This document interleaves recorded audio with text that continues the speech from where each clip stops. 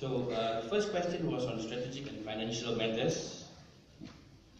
MSWG has asked us on FFB yield declines from 23.86 to 15.36 in 2016. And of course, besides El Nino phenomenon, what were the reasons behind the significant drop?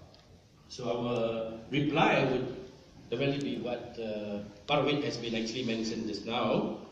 For 2016, 25% of our mature areas are in the first year and second year of harvesting. The yields from these areas, ranging from 10 to 14 metric tons per hectare, had significantly diluted the overall yield of the company. And as more new areas mature in the next few years, we expect this dilutive effect.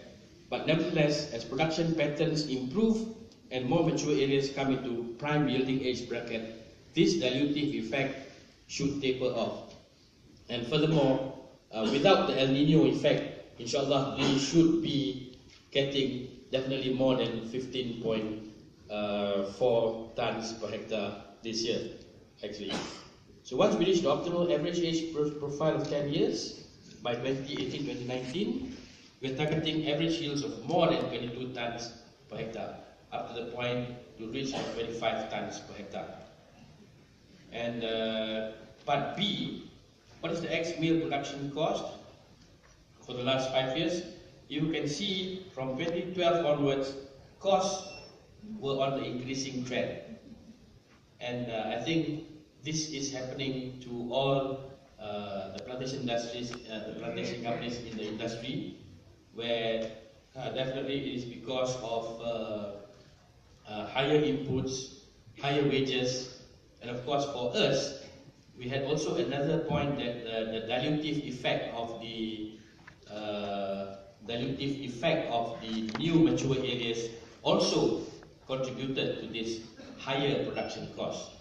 Nevertheless, we are taking a lot of measures and steps to optimize this production cost to a level of about 1,400 ringgit per metric ton of CPO. The next question, part C, on diversifying revenue streams. This is mainly on the downstream side. We mentioned earlier last time in the AGM.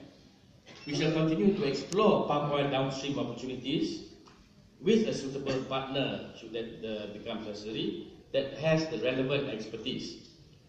We have also embarked on a rubber forest, two things. We have also embarked on a rubber forest development program aggressively, where almost 9,000 hectares from a total area of about 15,000 has been planted with latex timber clone. This will give us dual benefit. If rubber prices were to go up at double the price today, then we'll be able to tap rubber with some revenue coming into the picture as diversification. Otherwise, rubber prices remain low. We will continue with the rubber plantation and harvest it at 15 years of age to exploit the rubber timber prices. Then question number 2, ladies and gentlemen, this is the assets expected to be monetized and the related financial impact of the company. We are unable to disclose it for the time being, but we will definitely be sharing or updating the shareholders by way of announcing to the Bursa when the time has come for us to dispose other assets. But it is in the pipeline, ladies and gentlemen. It is in the pipeline that other assets are intended or planned to be disposed in line with our rationalization process. Number 3, as reported in the management discussion analysis, MSPO classification, MSPO certification compliance. Yes, in short, we will be we are engaging with MSPO consultants now. Our aim is to certify. Our aim is to be registered with MSPO and get certification with MSPO by end of this year, inshallah. Initial cost estimates will be about the range of about 45 to 50 ringgit per hectare. That is actually about the estimate that we can give.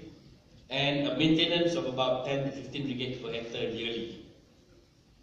Question number 4, ladies and gentlemen, is on the estate operations in terms of native or indigenous people, or rather native claims. The affected heritage continuous engagements and negotiations have and will continue to be held to resolve native and enclave issues. We have achieved progress, significant progress, ladies and gentlemen, with development works resuming on some 3,000 hectares recently after about 6 months to 8 months of blockade. So we have managed to resolve this by removing the blockade and solving it on an amicable settlement basis. What the possibility of matters to be settled without going to court? Yes, there's a big possibility of not going to court, but should there be any hostile situation, then we have no choice and no option but to go on a litigation recourse.